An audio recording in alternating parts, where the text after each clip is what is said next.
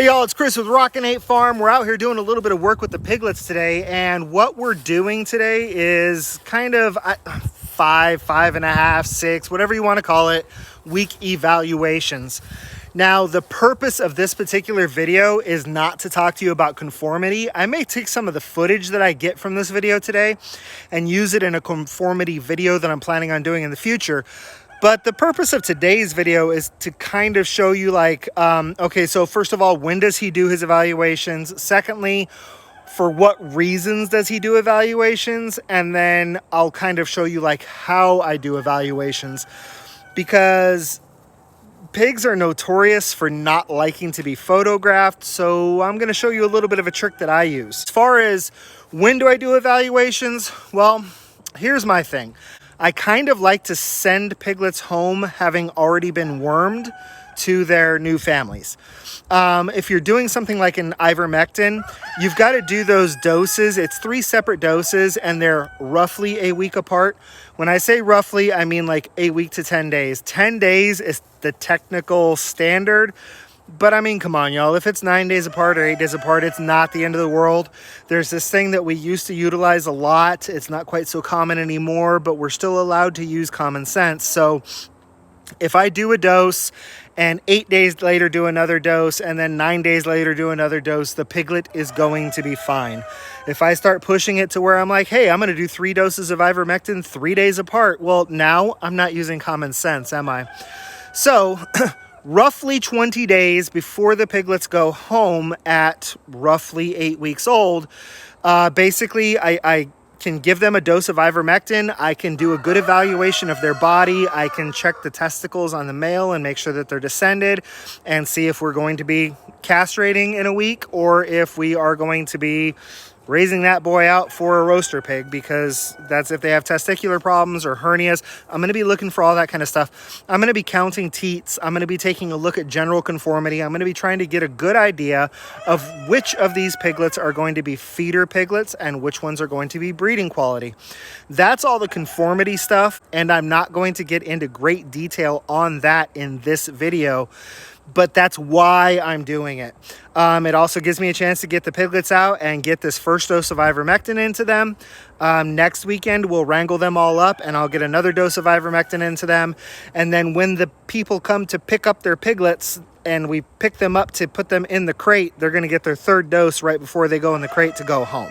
So one of the things that you can see here is that I've got my needles all preloaded with the 5 cc's of ivermectin for, you know, piglets that are 25 to 30 pounds, roughly, you know, 40-ish pounds, whatever. A half a cc is what's going to be a dose on a young piglet. These are 3 cc syringes. It's a 20 gauge needle that's 1 inch long. The shot's going to be given intramuscularly in the neck. So the idea is that I'm going to drop the food pan down here. When they all go to start eating food with mom, I'm going to start handing piglets to my son, who will put, you know, 3 or 4 piglets inside of this large dog kennel. The other 2 piglets are just getting ivermectin shots and going back to mom, so we don't need to like try and cram all 6 piglets in a kennel. And then we'll pull them out of the kennel one at a time for an evaluation and for a shot, and then to go back to mom. Make sure that it's a little girl.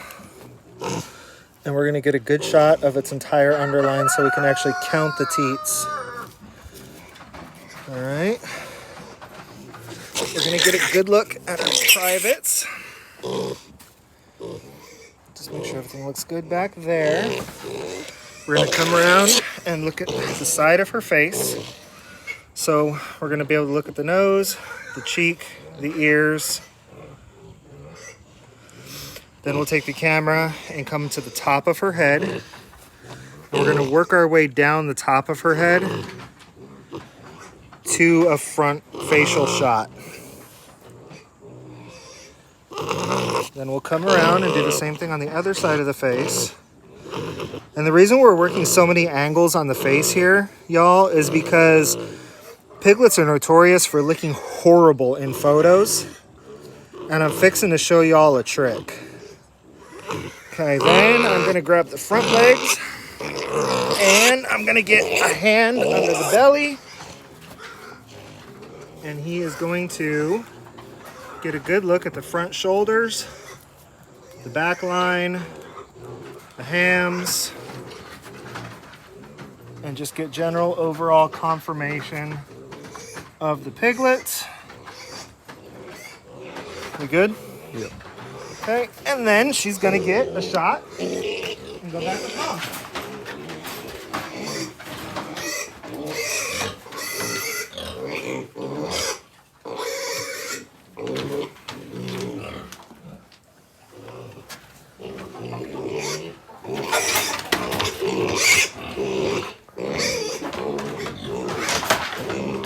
All right, y'all. Now we're just gonna rinse and repeat for the other piglets. So I'll be back in a minute to talk to y'all about this. All right, so I just included the entire video of me kind of talking my son through what I needed him to shoot on the pig. I left that in there so that you could get a good idea of all of the different angles and shots that I try and get of the pig. But as you can see, it moves relatively quickly, and it's like, come on, Chris, how do you really evaluate a pig off of that? Well, the best way to evaluate a pig, if you can't get them to hold still, is in a still picture. I can admit my weaknesses and I can admit my faults, and a photographer, I am not. As I said, pigs are notorious for making the absolute best photographers look like they take horrible pictures.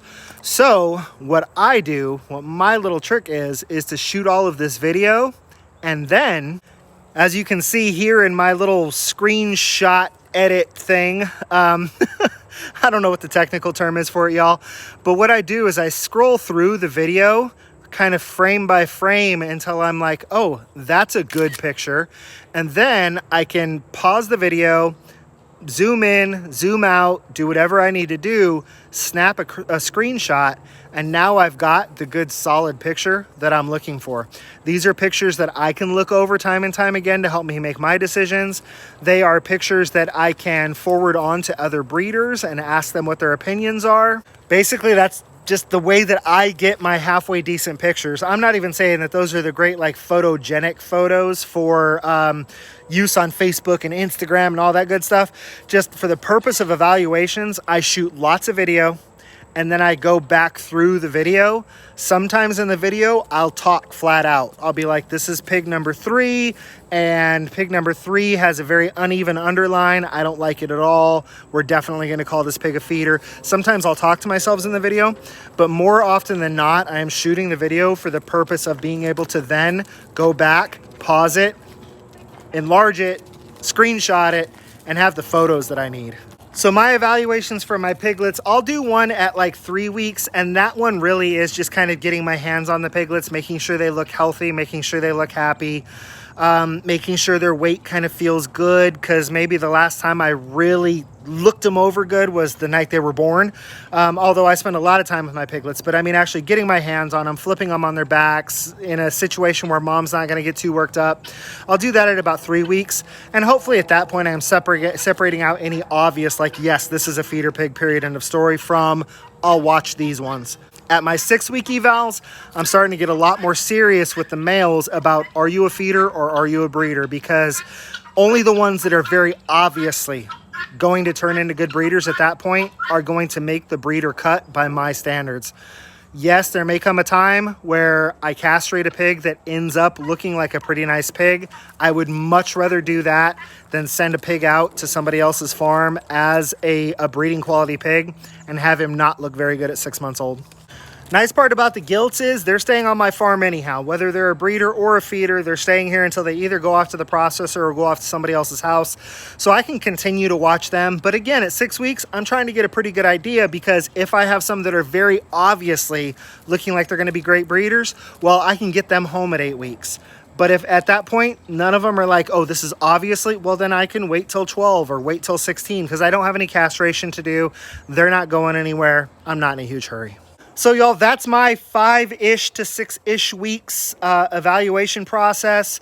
Part of the reason for my timing for it, as I already told you, is to be able to get them started on the worming process. And, you know, and then that's the stuff I do. I'm getting the worming in them. I'm checking them over for overall health, overall condition, and starting to try to get some film and some video on what I can start looking at for the breeder feeder possibilities. So if y'all have any questions or comments, feel free to drop them down in the comments section. Or if you haven't already done so, hit that subscribe button, click that notification bell, and please go check out the website, rockin8farm.com. Until I see y'all again, this has been Chris. Be happy, live healthy.